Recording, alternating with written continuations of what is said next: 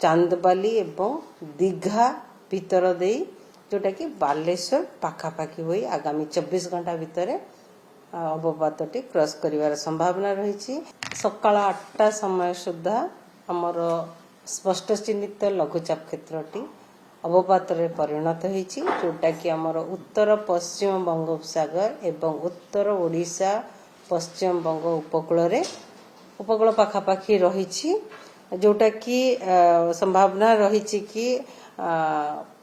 West north westward किंबा पश्चिम उत्तर पश्चिम दे गति करिवो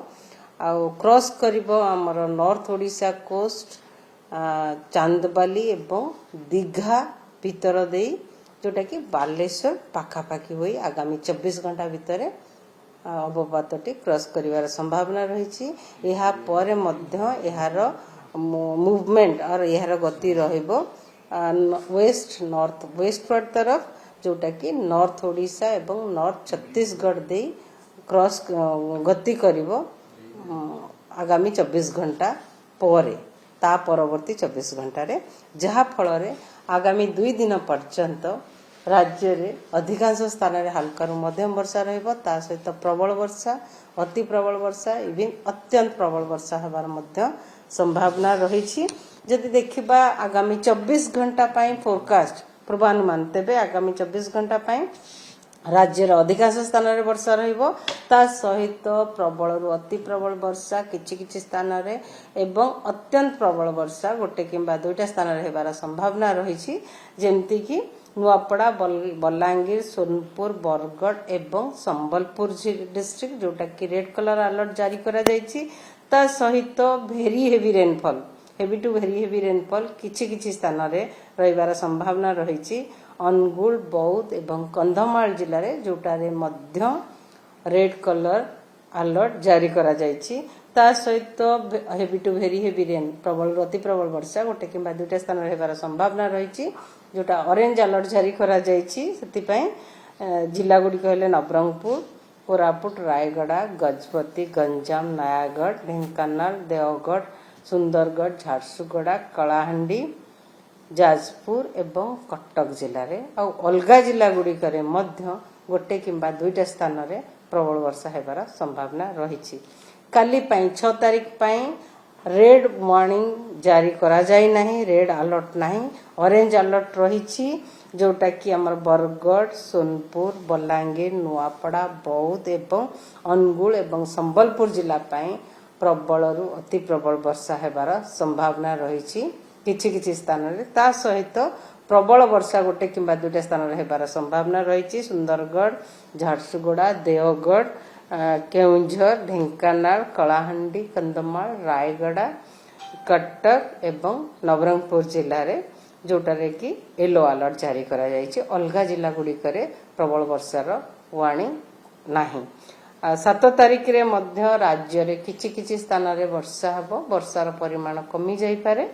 आउ प्रबल वर्षा गोटे किंबा दुईटा स्थान रे हेबार संभावना रही, जेमति कि सुंदरगढ़ झारसुगुड़ा एवं बरगढ़ जिले रे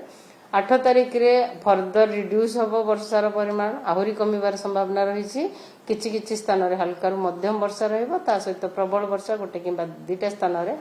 रहिबार संभावना रही, जेमति कि मयूरभंज केउंझर एवं सुंदरगढ़ जिले रे, ता परवर्ती समय रे प्रबल वर्षार वार्निंग जारी करा जाई नाही।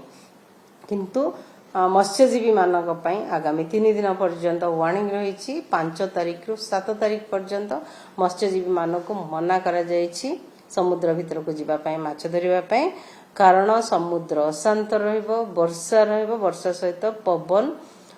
रहिबो, पवनर बेग रहिबो 45 रु 55 किलोमीटर पर आवर, गस्टिंग रहिबो झटका पवन